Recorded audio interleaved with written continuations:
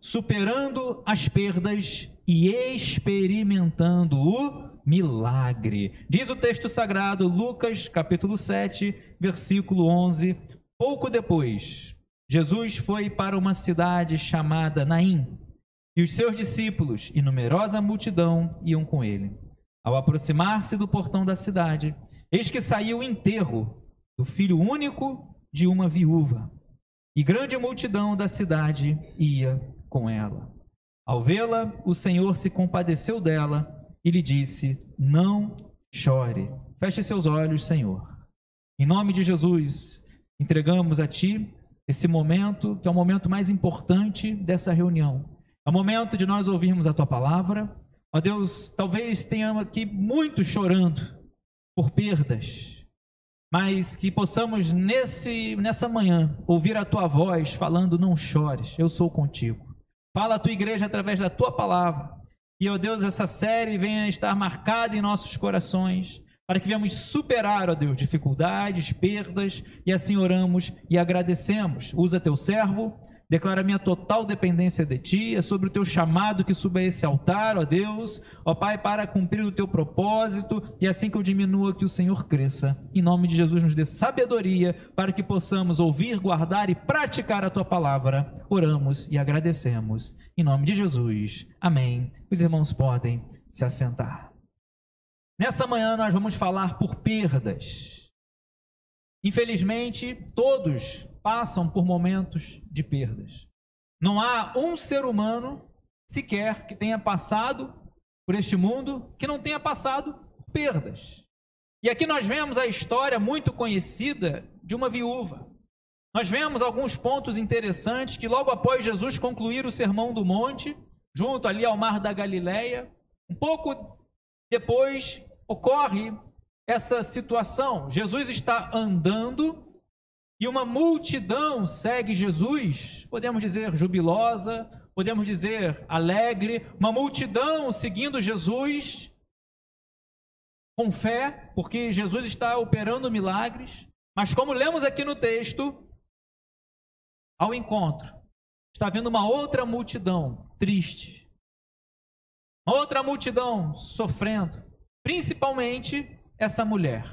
E diz o texto sagrado que nós lemos, essa viúva era viúva de Naim. Naim era um lugar. Naim, o significado em hebraico quer dizer formosura. Então, naquele lugar, como nós lemos aqui, essa cidade chamada Naim, essa mulher, ela passa por duas perdas na sua vida. Primeiro, ela era viúva. Perdeu o seu esposo. E agora ela passa por um momento de dor, e seu único filho também vem a morrer. E é interessante que Naim fica a 10 quilômetros de Nazaré, onde Jesus foi criado, também fica a 5 quilômetros de Sunem, onde Eliseu ressuscitou, né, o filho de uma mulher da Sunamita, e fica também próximo ao Monte Tabor, onde se acredita ter ocorrido a transfiguração de Jesus. Então era um lugar, podemos dizer, de proeminência, era um lugar conhecido. E nós vemos aqui, nós, como seres humanos, criados por Deus, nós não fomos feitos para perder. Nós não fomos feitos, Deus não criou o homem para morrer, mas por causa do pecado, por causa da brecha que foi dada, que muitas vezes nós damos, nós padecemos. Então a perda e a morte entram no mundo por causa do pecado, por causa da desobediência. Porém, assim como outras adversidades em nossas vidas, lutas, ventos contrários, as perdas também nos ensinam. Nós não podemos nos desesperar. É claro que você vai chorar, você vai ficar angustiado, você vai passar aquele momento de desespero, porém, você não vai permanecer assim. Deus vai te renovar, vai te fortalecer para você se colocar de pé e enfrentar o problema, a situação, a perda de uma maneira positiva, de uma maneira confiante. Então as perdas também ensinam, também são didáticas, também nos ensinam a refletir na nossa vida. E nós vemos aqui, por exemplo, em Eclesiastes, Salomão escreve máximas de sabedoria. Ele traz um texto, parece um paradoxo, parece um texto difícil de entender, Eclesiastes 7:2, melhor é ir na casa onde há luto do que ir à casa onde há banquete, pois naquela, ou seja, na casa onde tem luto, se vê o fim de todas as pessoas, Eclesiastes 7:2. Então, essa mulher, ela passa e está passando aqui no texto, nesse momento, por um momento de perda, luto. Perdeu pessoas amadas, perdeu o seu esposo, companheiro, perdeu o seu esposo, quem a segurava, quem protegia, quem sustentava naquela época, então, principalmente. E agora perde seu filho único. Tem pessoas, e nós vemos na Bíblia, por exemplo, que perderam, outras coisas, mas Deus concedeu a vitória. Gideão, Deus foi tirando do exército, eram 30 mil, e Deus falou, tem gente demais, e foi perdendo, na verdade, Deus tirando, mas só com 300, Deus concedeu a vitória. Então entenda que nem sempre perdas são perdas. Deus muitas vezes, através desse processo dolorido, Deus está ensinando, principalmente a confiar nele. Por exemplo, temos a parábola da dracma perdida. Você conhece, você lembra dessa parábola? Nós vemos que aquela mulher, qual é a mulher que tendo 10 dracmas, se perder uma delas, varre a casa, procura com muito empenho até encontrá-la. Às vezes as perdas, através delas, nós vamos colocar a nossa casa em ordem. Às vezes, através das circunstâncias que Deus permite, hoje vimos aqui, Jonas, a oração de Jonas. Errou, falhou, foi para a direção contrária, mas lá no mais profundo abismo, fez uma oração e Deus ouviu a sua oração. Meu amado irmão, eu não sei qual a situação, eu não sei qual a dificuldade que você possa estar passando, o que eu sei que em qualquer circunstância da sua vida, em perda, em vitória, em bonança, Deus sempre ouvirá a sua oração. A nossa oração, falamos aqui na EBD, pode muito nos seus efeitos. Efésios capítulo 3, versículo 20. Deus é poderoso para fazer infinitamente mais do que aquilo que você pede, do que aquilo que você pensa, conforme o seu poder que opera em nós. Então, se você passou uma perda muito grande na sua vida, talvez até hoje você ainda está ali sofrendo, é claro, sofremos, choramos, não é disso que estamos falando, não é você ficar insensível, não é isso. Não é você ficar de uma maneira, qualquer, diante de uma perda, não é isso. Mas é lembrar que mesmo nas perdas, o Senhor sempre é contigo. É Ele que consola, é Ele que renova, é Ele que fortalece. Pastor, eu passei uma perda material muito grande na minha vida. Pastor, eu perdi o meu emprego. Eu não sei qual a perda que você tenha passado. Pastor, eu perdi tempo na minha vida.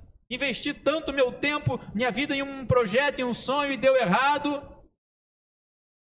Lembra que Deus restitui e coloca tudo no seu devido lugar, desde que você coloque o Senhor em primeiro lugar na sua vida. Então no versículo 11 nós vemos, Jesus vai para uma cidade chamada Naim e os seus discípulos e numerosa multidão iam com ele. E qual a diferença que nós vemos aqui? Discípulos e multidão. Discípulo nós sabemos que é aluno. Discípulo nós vemos tantos significados, aquele que segue o seu mestre, aquele que aprende com o seu mestre, mas também já na multidão. Tem muitas pessoas ali misturadas. Muitos estavam ali na multidão com propósitos diferentes. Muitos iam até Jesus, chamavam até ele de mestre, mas para o provar, para tentar fazer Jesus cair em algumas palavras. Quem tem sido você no meio da multidão? A multidão que acompanha só por causa do milagre? Ou você acompanha, você vive, você está com Ele porque você ama o Senhor? Você crê que Ele é o caminho, a verdade e a vida? Você crê que Ele é a salvação? Você crê, meu amado irmão, que através de Cristo Jesus nós temos o pecado perdoado e nós temos acesso ao Senhor e o nosso nome escrito no livro da vida do Cordeiro. E nada, nem ninguém pode te separar do amor de Deus que está em Cristo Jesus, nosso Senhor. Nem a morte, nem a vida, nem a altura, nem profundidade, nem anjo, meu amado irmão. Nada pode nos separar do amor de Deus que está em Cristo Jesus. Nem o perigo, nem a nudez, enfim. Permaneça com a sua fé no Senhor. Não olhe para as perdas. Você faz parte da multidão, distante, só olhando, só observando, ou verdadeiramente você é um discípulo? E diz o versículo 12: ao aproximar-se do portão da cidade, eis que saiu o enterro do filho único de uma viúva. Essa mulher, nós vemos que o texto já demonstra que ela já tinha passado pela perda do seu marido. E agora passa pela segunda vez na sua vida enfrentando o luto do seu único filho. Era uma situação delicada. E eu lembro aqui de Jó. Meu amado irmão, Jó, em uma tarde, ele perde tudo. Em uma tarde, ele perde tudo o que ele tinha. Menos a esposa, menos a vida. Propósito de Deus. Você lê a história de Jó, falamos também aqui, né? Foi citado aqui na EBD. Deus permite que o inimigo tocasse nos seus bens, no que ele tinha, na sua saúde. Nós vemos que Deus, a soberania de Deus, fala: olha, você vai tocar, mas a vida dele você vai poupar. E o inimigo tem que obedecer. Cirandou Jó, tocou. E olha, quando eu olho ali o início do livro de Jó, que situação delicada. Vem do nada um mensageiro e fala: olha, os bois lavraram, você perdeu isso, você perdeu aquilo. Quando esse mensageiro está terminando de dar a notícia ruim, vem outro mensageiro. Olha, aconteceu isso, os camelos foram roubados, aconteceu isso. Quando o segundo está terminando, vem o terceiro mensageiro. Quando o terceiro está terminando, vem o quarto mensageiro, só notícia ruim. Somente perdas. Seus filhos estavam reunidos, todos eles, e morreram. Jó nos ensina, em um momento de perda, você não pode deixar de ser um verdadeiro adorador. Você vai chorar, você vai se quebrar, você vai gemer. Mas Jó dobra os seus joelhos e adora. Vem a sua mulher, depois que Jó fica doente, depois que Satanás disse: você cerca ele com bens, você cerca ele, tirou os bens. Aí depois Satanás vai dizer: mas pele por pele, vida por vida, toca na pele dele, vê se não vai blasfemar contra ti. Jó fica doente, ao ponto de ter que se raspar com telhas, fica num estado deplorável, sofre, geme de dor, perdeu a saúde. Eu creio que de tantas coisas que nós podemos perder, o que ninguém quer perder é a saúde. Jó perde a saúde. A esposa de Jó fala: Jó, olha, você ainda vai reter a sua integridade, Jó? Amaldiçoa a Deus e morre. Se entrega, desiste. Mas ele entendeu o que Jó sabia e entendia o que nós louvamos aqui no momento do ofertório. Não é o fim, não é o fim, meu amado irmão. Mesmo em momento de perda, Jó vai prostrar, vai dobrar os seus joelhos e vai declarar diante de todos, diante da sua esposa, ele vai dizer: olha, Deus deu o bem, Deus não dará o mal. Jó vai prostrar, vai adorar ao Senhor. Jó ele se lança sobre a terra e adora ao Senhor. Voltando aqui ao texto, versículo 12, nós lemos: olha, grande multidão ia com ela. Uma vez eu preguei aqui, eu chamei essa pregação nesse texto, o encontro de duas multidões. E é verdade.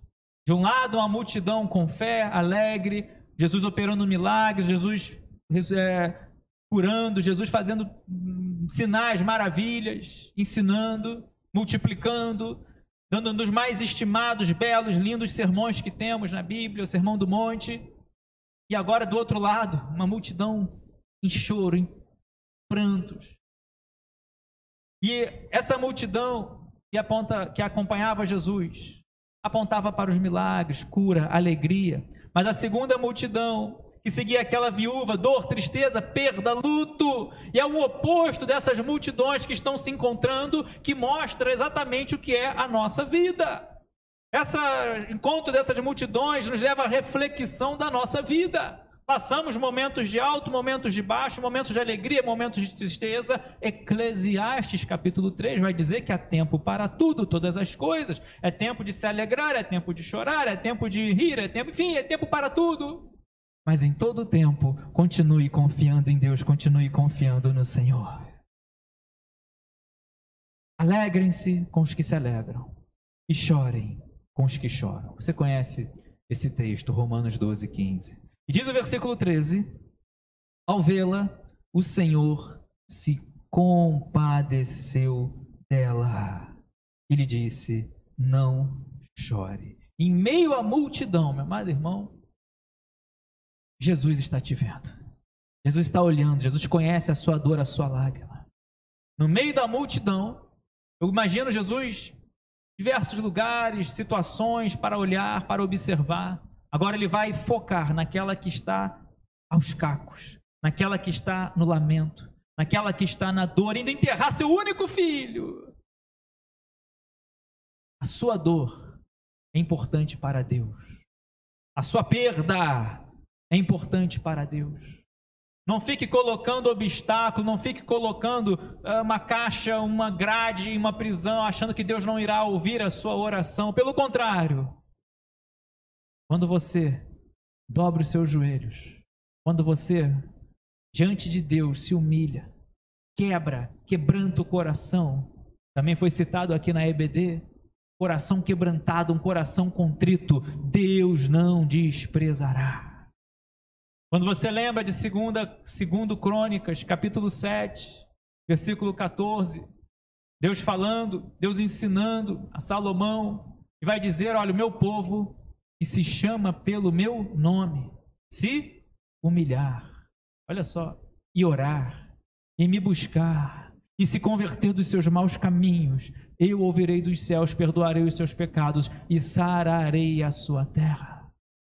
Se humilha diante de Deus, se humilha diante do Senhor, porque Deus está te observando. Diz o texto que não foi aquela viúva que ao ver Jesus na multidão correu até Jesus, não. Diz o texto que ao vê-la, quem viu essa mulher chorando, triste, amargurada, no luto, na perda, foi Jesus.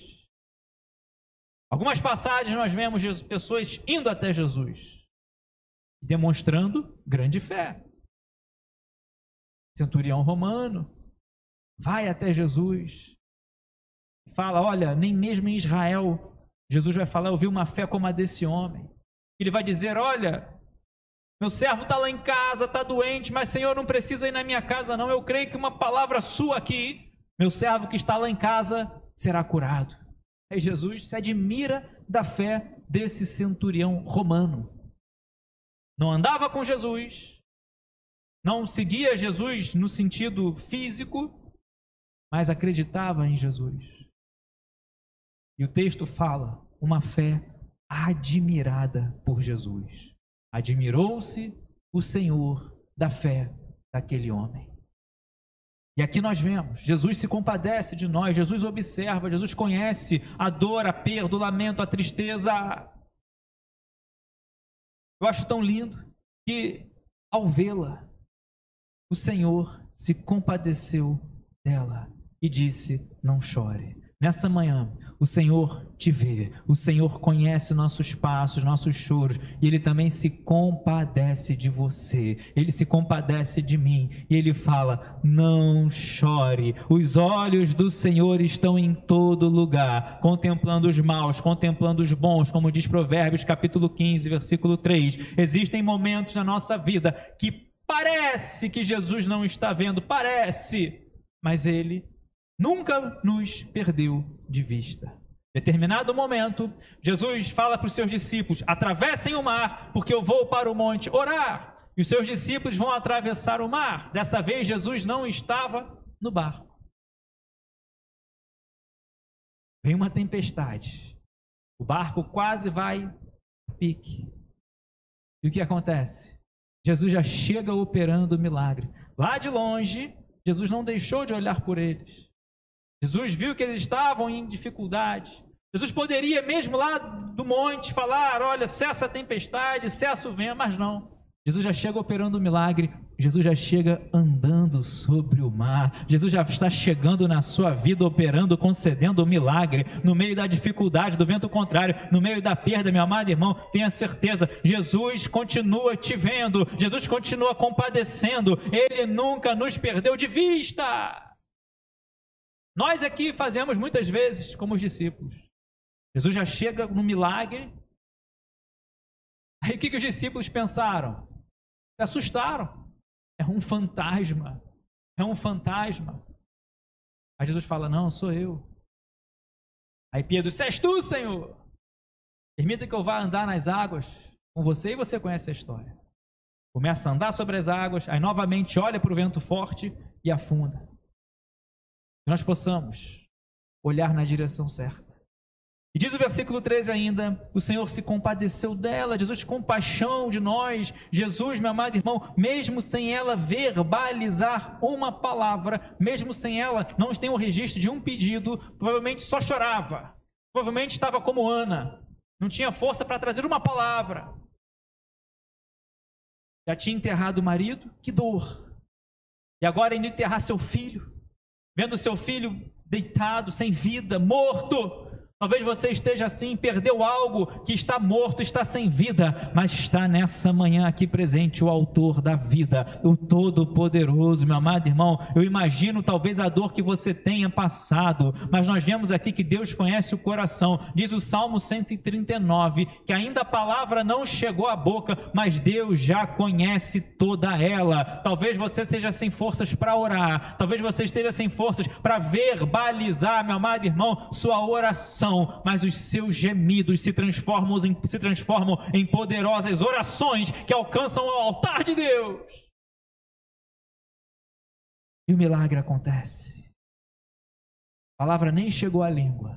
Assim como Ana estava no chão gemendo, chorando, e queria um filho. E essa mulher teve um filho, mas estava enterrando seu filho. Situações difíceis. Lá em Ana, o profeta Eli olha, acha que ela está embriagada, mas depois ela esclarece a situação, ele entende, ele abençoa ela, e ela gera filhos, sendo que o primeiro foi Samuel, dedicado ao Senhor, nazireu. E teve outros filhos depois. Sabe o que é isso? A bênção, meu amado irmão, vai ser completa. Deus vai restituir a alegria da salvação. Se você está semeando com lágrimas, se você está semeando com lágrimas, tenha certeza que a alegria vem pela manhã e você vai colher com alegria. Vai colher com alegria. Não chores. Você recebe essa palavra? Jesus diz para ela, Jesus se compadece dela, Jesus olha para ela, Jesus vai até ela e Jesus fala, não chores. Primeira palavra que Jesus declara para essa viúva é de consolo e o desejo de enxugar as lágrimas. Normalmente num velório, a gente entende, compreende o choro, a lágrima, o pranto. É o momento de chorar. Ser sincero com as suas emoções. Mas, meu amado irmão, Jesus nos ensina as coisas mais difíceis de nós entendermos e impossíveis de entendermos com a mentalidade humana. Só pela fé. Chegar para o vento e falar para o vento, aquieta-te.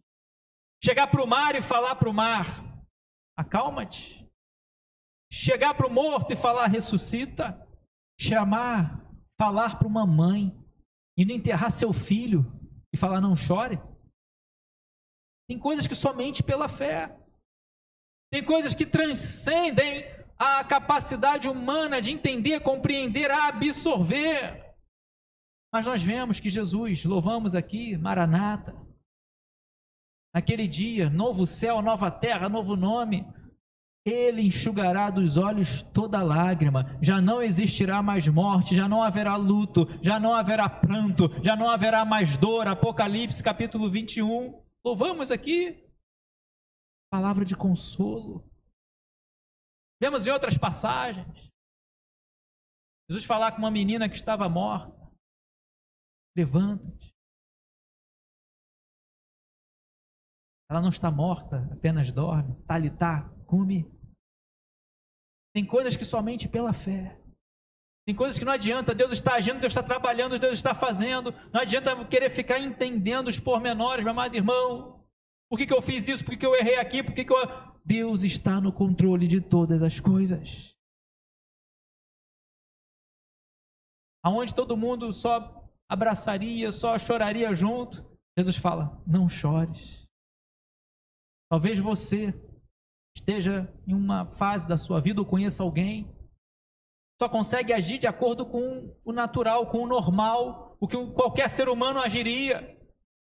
Mas aí nessa manhã vem a voz de Deus na sua vida e falando: filho, meu amado irmão, o normal seria chorar, mas eu falo: alegra-te, porque eu estou contigo, eu não te desamparo, eu não desisto, você não desista, porque eu sou contigo. Chegando-se a ela, Jesus é o Emanuel, é Deus conosco.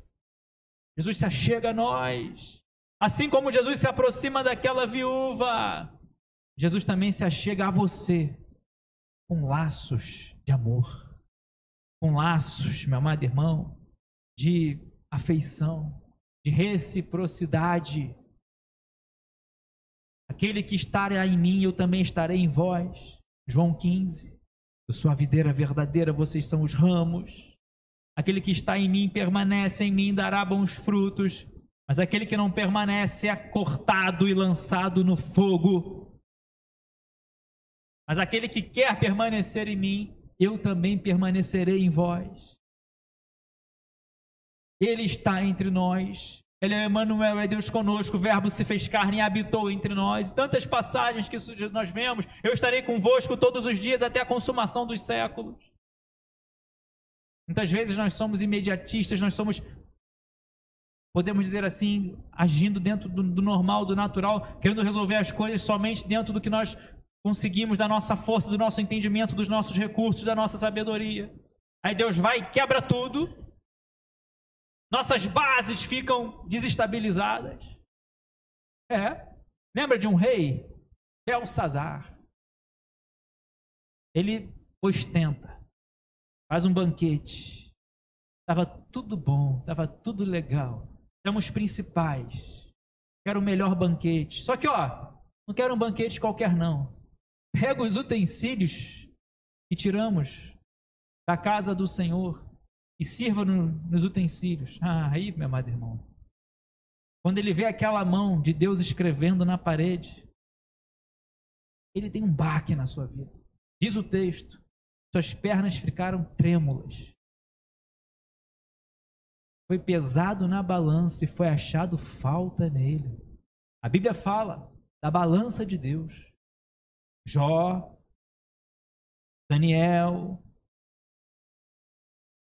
ele tem um momento terrível, né? Ele, estava ostentando, estava tudo bem, quando ele vê aquela mão escrevendo, aí nós vemos a nossa falibilidade, a nossa fraqueza. Por isso nós vemos aqui, temos e passamos por perdas, passamos momentos duros, passamos momentos difíceis, mas não se estribe no seu próprio entendimento. Confia em Deus. Só resumindo, para não ficar no vazio, lá em Daniel, quando aquela mão escreve, aquele rei fica desesperado, treme as suas pernas, manda chamar todos os sábios, todos os feiticeiros, encantadores, todo mundo. Quero que me deem aquela revelação. Ninguém conseguia dar. Só quem conseguiu dar? Daniel. Mene, tekel, parsim. Pesado foste na balança e foi achado falta em ti. E nós, ao sermos pesados na balança, devemos ser aprovados. É fácil? Não é, mas é possível. É possível porque nós somos lavados e remidos no sangue de Jesus. Só poderemos ser se você estiver em Cristo Jesus. E para encerrar, Jesus chega ali, versículo 14. Logo após falar não chore, Jesus chega, toca no caixão. E os que estavam carregando pararam. Olha só, Jesus vai até aquela mulher e fala, não chore. Só que agora Jesus vai e toca no caixão. Sabemos que não podia tocar em algo morto.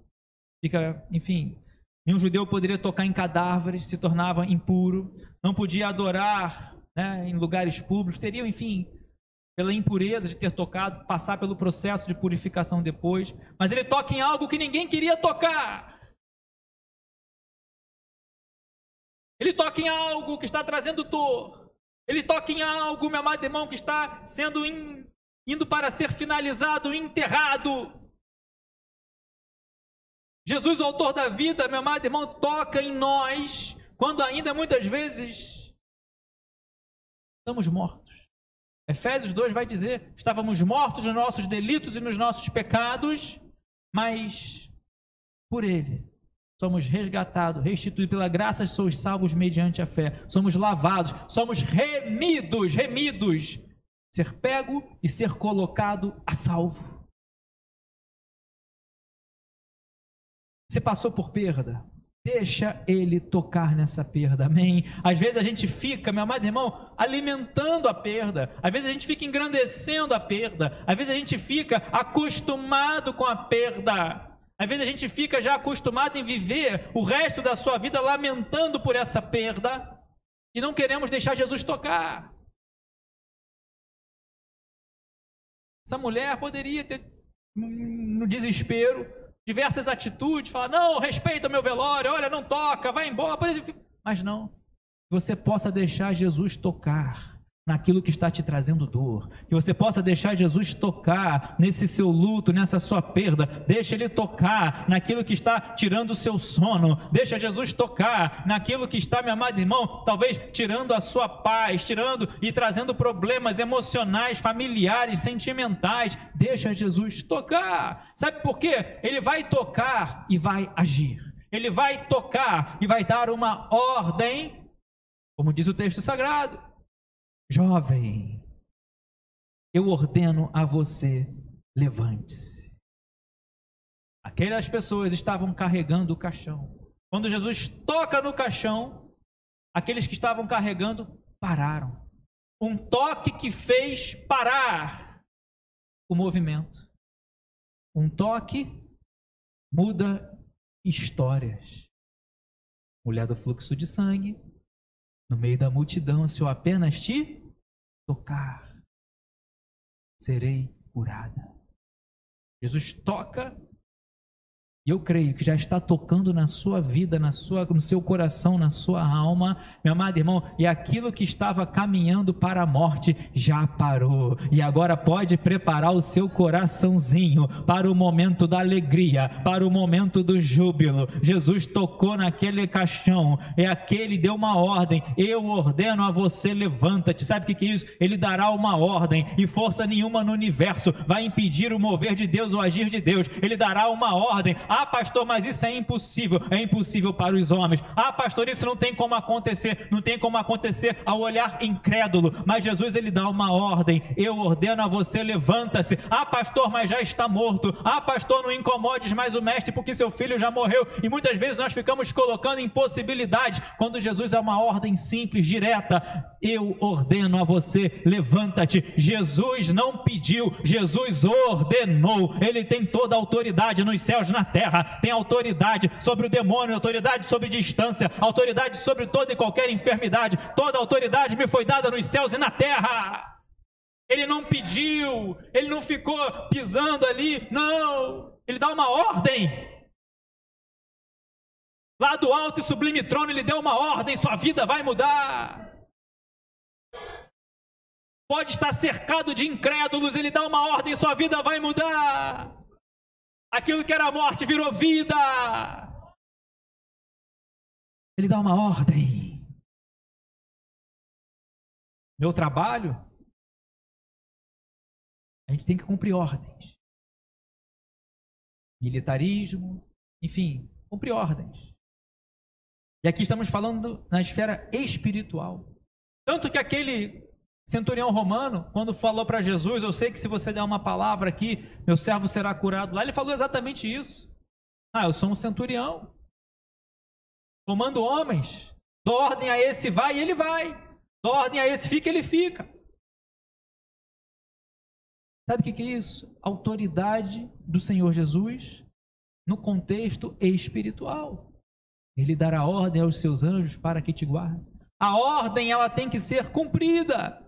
Então nós vemos aqui, Jesus deu uma ordem, por exemplo, para tirar a pedra. Tirai a pedra. Não foi se vocês quiserem, tirem a pedra. Não foi nada disso.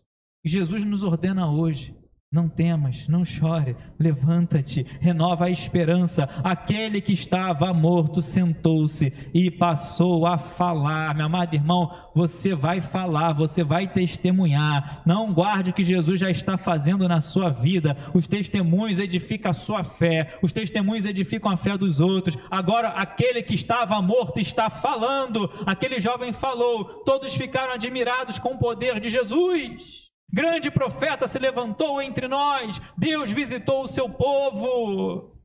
E assim Jesus está visitando, eu creio, na sua casa, na sua família, no seu trabalho, na sua vida espiritual. Aquilo que estava morto, aquilo que você perdeu. Talvez você já tenha passado pelo luto, fica a saudade, está consolado, mas perdeu outra coisa na sua vida, não sei. Nessa manhã, seja o remédio, seja o bálsamo, seja a restituição. Bendito o Senhor, Deus de Israel, que visitou e redimiu o seu povo. Jesus não somente venceu a morte no Calvário, Jesus venceu a morte no túmulo de Lázaro, Jesus venceu a morte, filha de Jairo, Jesus venceu a morte na filha da viúva aqui de Naim, e ele vai dizer em João 11:25, eu sou a ressurreição e a vida, quem crê em mim ainda que morra, viverá. Que Deus te abençoe rica e abundantemente, não chores, não temas. Jesus dá ordem nessa situação. Jesus vai tocar aonde ninguém quer tocar, às vezes nem mesmo você, com medo, com receio. Feche seus olhos, se coloque de pé. Nós vamos orar. Mas que nessa manhã você quer que seja tratado. Só uma maneira. Talvez você perdeu até a autoestima. Talvez você perdeu até a vontade, o ânimo, a vontade de fazer, de agir, de servir, de fazer. Meu amado irmão, talvez você tenha perdido até a sua fé.